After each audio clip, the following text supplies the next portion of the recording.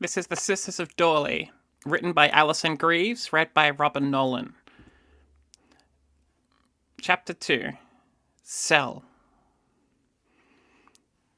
2019, October 13th. I don't know anything. Don't lie to us, Stephen Riley. I'm not lying. Tell me what you know about Dorley Hall, Stephen Riley. Nothing. Is that where I am? Tell us what you know, Stephen Riley. The voice is crackly and distant. The hold music when you call a big company over a bad connection. It's probably a woman's voice behind the distortion, but it's impossible to be certain. And God, he wishes she'd stop using his name like that, like punctuation, like a club. Nothing! He really yells at this time, breaking his voice and hurting his ears when the tiny concrete box echoes it back at him. Stefan doesn't know why he lies. There are good reasons not to tell everything you know to a faceless person interrogating you over a loudspeaker that feeds into the concrete cell they've imprisoned you in, but none of them apply.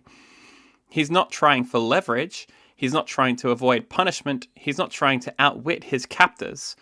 If he were rational, he might make the argument that he doesn't know who captured him, and that if he reveals the scant information he's gathered over the years, it could threaten the Dorley girls, but he's too tired and scared to look objectively at his thought process and start making excuses for it. Simply, he's overcome with shame. Telling them his suspicions about Dorley inevitably leads to him having to answer the searching questions and ends with him confessing to this person he's kind of, perhaps, maybe possibly wants to be a girl. And he's never told that to anyone before, not even anonymously online, not even to a private diary. He's never even so much as whispered it to himself. Anything to avoid making it real. Because he knows what he looks like, what he sounds like. In his mind, even the most compassionate person would laugh in the face of his confession. Laugh at his face. It's like a pro wrestler announcing a sudden career change to ballet. It's ludicrous.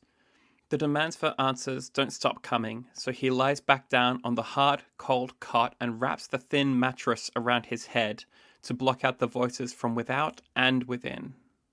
Tap, tap, tap, tap, tap. A sharp, echoing sound intrudes on his dream, incorporates itself, causing Stefan, at that moment, running from an unidentifiable, dark shape through the endless corridors of his old school, to react unexpectedly to it. He falls off the bed. It takes him a few seconds to come back to reality, and when he does, he wishes he hadn't. He's still in a concrete box, and still wearing an ugly green smock made from some of the itchiest material he's ever encountered. The only difference between now and this morning, assuming that even had been morning, there's no one yelling at him over the intercom, and an attractive woman is tapping on the glass door. Sleeping gave him a chance to reset, to take his shame and self-loathing and cram it back in its box, so all that remains is a persistent discomfort with his embodiments which perhaps, coincidentally, perhaps not, this cell and these horrible clothes have heightened, but which doesn't usually cause him to clam up in front of strangers. One of those unpleasant things you get used to, like tinnitus or a persistent toothache. He's not on show, is he? A quick check. No. Mock is making his genitals feel just as vaguely uncomfortable as the rest of him, but at least he's not flashing the girl. Tap, tap, tap, tap, tap, tap. He hauls himself to his feet. He runs the back of his hand across his face. Stubble. Ugh. Horrible to be seen with all that shit on his face. He hasn't seen a mirror since he got here, and he can't help imagining the late night, the alcohol, the bad sleep, the brief but potent anxiety attack, the inability to access a shower, and most pointedly, the concrete prison have him looking more or less awful as he's ever looked. Yes, he says. The woman looks him up and down, so he looks right back. She's blonde, the sort of blonde that takes bleach, and she wears her hair short in what Stefan thinks is called a pixie cut. He'd describe her as impish, but that might be because of the hair. She's white and doesn't seem to be wearing makeup, although he's hardly an expert on that. She might well have 200 pounds worth of products on her face, creating the impression of flawless skin out of cheeks that are as blotchy as, well, his. Hello, he says after a while. He has the impression that she's evaluating him, but for what and for what purpose he can't even begin to guess. It's a reasonable bet that he's at Dorley somewhere, but if that's true, doesn't that mean that this girl is one of the trans women that they help? Or has he been wrong about everything the whole time? The way she narrows her eyes, finds fault with him somewhere. Stefan can't blame her, there's fault to be found everywhere. Further convinces him that, despite his years of research, he may have completely misread the whole situation. Was that you this morning? On the intercom? No, she says, a deeper voice than he was expecting. Somewhere in the low alto, reminds him of Melissa's, and God. About Melissa, is he wrong about her too? He was so convinced for so long. Is Mark dead after all? Who spoke to you on the intercom? The girl demands, startling Stefan out of his thoughts. I don't know, that's why I asked. He immediately regrets even the slightest bit of impertinence. Whoever this girl is, he needs information out of her eventually, and the best way to get it is to play along without a fuss. All she has to do is let him know, somehow, what game she wants him to play. Eat, she says. What? She rolls her eyes, points down. On the floor, by the door, is a metal tray with a banana and a cereal bar on it. Either it came up from under the floor or through the door somehow, unlikely, he can't see any mechanism by which that might have happened, or she simply walked in and left it there when he was asleep. Right, he says, and scoops up the tray, places it carefully on the cot, and starts pulling on the banana skin. Thank you, he adds. Keep her happy. Speed run that Stockholm Syndrome. She sneers at him and spins on her heel and starts to walk away down the corridor. Wait, he calls out, slightly muffled by the banana. When she stops, he swallows as quickly as he can. What's happening? How long am I going to be here? She doesn't turn around. You'll find out everything. In time. When? Soon. You have to give me something, he yells. She takes another step. Anything. She hesitates. Don't scratch your stomach, she says, and keeps walking. Doesn't take long before she vanishes from his sight, but he can still hear her, even through the thick glass. Her footsteps remain evenly spaced until they fade out. No stairs then, at least not for a good distance. Something to add to the puzzle of this place. One long-ass corridor. Not super helpful in isolation. He finishes the banana and the cereal bar. It's nothing like enough food, considering his body is both recovering from a hangover and positively vibrating with anxiety, but it takes the edge off. He puts the tray back on the floor by the door and resolves to keep an eye on it to find out how they get the food to him. It's occurred to him that they could have drugged the food, but he doesn't consider it a serious worry. They've got him in a concrete box. Why would they need to drug him? She told him not to scratch his stomach. Why? He turns away from the glass door and lifts up his smock, runs a hand across his belly. It has that irritated feel skin gets when you wear scratchy fabric for a long time, but nothing seems there, right there. A raised bump, slightly smaller than his pinky fingernail. A darker spot right in the middle where the skin has recently healed. He's familiar with the sight. In the summer of his second year at Saints, he got so listless he spent 2 weeks in bed at one point, only to get up when his left leg started hurting, and only left the house when his left leg didn't stop hurting.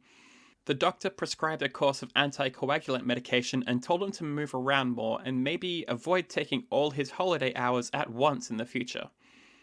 A red dot in the middle of a raised lump, exactly what it looked like after he injected heparin on doctor's orders into his stomach for a weekend. He's been stuck with a needle. Stefan doesn't care about being seen naked anymore. Breathing heavily, he lifts the smock over his head and searches his body for any other telltale marks. He doesn't find any until he pulls the garment all the way off and sees the crook of his left elbow and another red dot. This one in the center of a flowering bruise, like from a blood test. They took some of his blood and injected him with something. What the hell are they doing to him? He doesn't see them take away the tray with the banana peel and the empty wrapper. He must have fallen asleep again, or been drugged by the food. Does it matter? His belly started to itch while he slept, and now he's awake and the urge to scratch it is overwhelming. He decides to distract himself by going over, in his head, what he knows. what he thinks he knows. The Royal College of St. Almsworth has a problem with boys who disappear. It's passed mostly under the radar because the boys mostly don't vanish on campus, and because it turns out most universities across the country have people who end their lives or simply vanish. Inflection points like going to university are some of the most challenging events in anyone's life, and it goes double for people who have to survive outside a structure and support system they've known for all their lives, while enduring the tail end of puberty. If slightly more people vanish from Saints than most other places, put it down to a quirk of the local area. In his second year at secondary school, there was a memorial service for the oldest son of a teacher who went out for a late night stroll from his university dorm and didn't realize he was walking on a frozen lake until suddenly he wasn't anymore. Stefan got his mum to help him make an apple crumble to give to the teacher. He'd hugged him, wept on his shoulder. These things, tragically, happen. All of that, facts. But Stefan's having to face that it's the only genuinely verifiable information that he's got. The girls he's seen who look like some of the boys who went missing, they could be relatives. It could be coincidental. Or his memory could have played tricks on him, made him see similarities where none existed because he wanted with all of his heart to be true. He never took the photos of the girls, so he never actually got to compare properly. And the barest hints of rumours he picked up about Dorley Hall, they could so easily have been about something else entirely. This, for example, kidnapping people and doing what? Psychological experiments? Is there someone out there watching him on a screen, waiting for him to snap, timing him against the last person? What have they done so far, really? They've put him in uncomfortable clothes, they've fed him, they've taken a blood test, and they've probably injected something into his belly. He's supposed to think it's like a tracking chip or an electric shock device or something. Likely it's just saline and maybe a bit of inert material to make the skin swell. After a couple of days of this, there'll be a form to sign, a pat on the back, and a small check. Stefan relaxes on the cot, pleased with his reasoning. So he was wrong about Dorley and about them helping trans girls. So what? He's no worse off than he was yesterday morning, and if he gets paid for his participation, then he's actually up on the day. The unscheduled days off work might get him fired, but screw it, he hates that place. Maybe he'll go work at the retail park instead. They have a gym there. He can get in shape. He can start his new life properly. Kidnapping, fake injections, interrogations by intercom that one of the other grad students pretends to know nothing about. All very cleverly designed, but there's no sense letting the imagination run wild. Stefan closes his eyes, gets some more sleep. Clearly, some part of this experiment has to do with enforced boredom.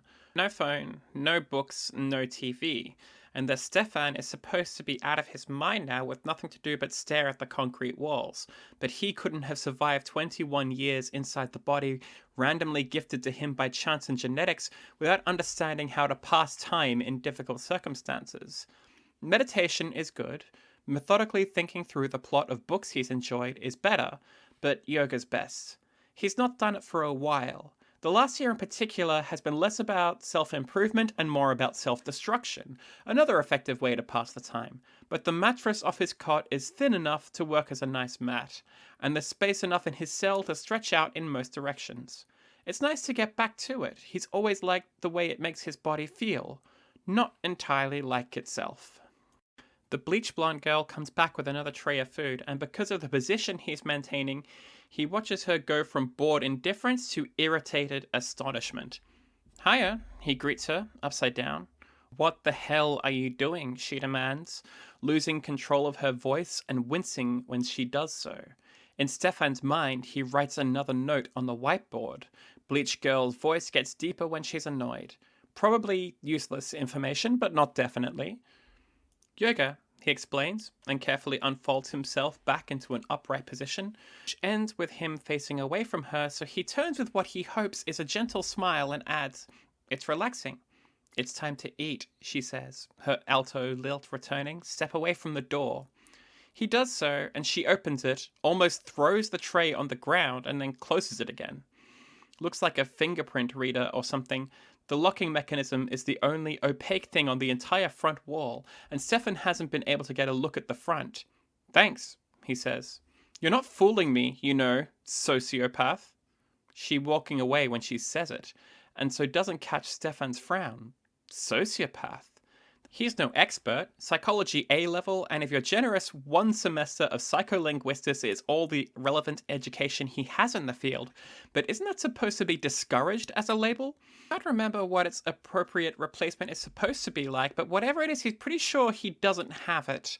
Maybe part of the study is supposed to treat participants like patients, to be unsympathetic nurses, or to examine how people behave under misdiagnosis. Shady. Assuming it is a study, of course. Stefan's had a pretty good run at being wrong about things. It's important to remember his supposition is nothing more than a guess with a fancy name. Well, he can't do anything about it for now. He looks over at the lunch, dinner, breakfast on the tray and decides that a bowl of soup and a glass of orange juice can wait a couple minutes for him to complete a quick warm down. The fading of the overhead lights brings Stefan back to awareness. Over the past few hours, he's eaten his actually pretty good vegetable soup, remember his way slowly and carefully through the plot of pretty much all of his favourite science fiction novels, obligingly stepped to the back of the room so the bleached woman can collect his empty tray, and spent a while fantasizing about what his life would be like if he'd been born into Ian Banks' culture universe and not the rather more disappointing real world. Culture people can just change their sex by thinking about it, and couples can do terribly romantic things like switching sex with each other, synchronize their pregnancies and the like, and they also have, like, ray guns and live for hundreds of years and stuff. It takes about half an hour for the lights to dim to their approximation of sunlight to a twilight glow, which brings with it some concerns. If they're lining up their fake day-night cycle with the real one, it means Stefan has been in here for about a day. He thought he'd been in here for nearly 2. Clearly, his time-passing techniques aren't as good as he'd hoped. He'd cooled on his theory that this is all an experiment, but it hasn't come up with anything to replace it yet, and can't forever block out the voice in the back of his head that's screaming at him to get seriously worried, perhaps even panic. He quiets it for the moment. How would panicking actually help him? By reminding himself that they've still done nothing verifiable except steal his clothes and isolate him, they've even fed him, and the hearty soup put paid to his worries that they're intending to starve him. The bump on his belly, though, is a concern. On cue, it itches. He scratches the back of his neck instead. The lights in the corridor have dimmed as well, so it takes Stefan a while to realize that someone's watching him from the other side of the glass door. She's squatting, hands casually flopping over her knees, and she's frowning at him. The presence of another person flips a few more of the panic breakers in his head, but he closes his eyes for a second, concentrates on his breathing, calms himself, stands, and as casually as he can, walks the length of the cell to meet the woman. He squats, imitating her, and as he does so, she puts a phone on the floor, torch switched on and pointing up, providing enough light to see her face properly. It's Christine, from the party. "I've turned off the cameras," she says. "We need to talk."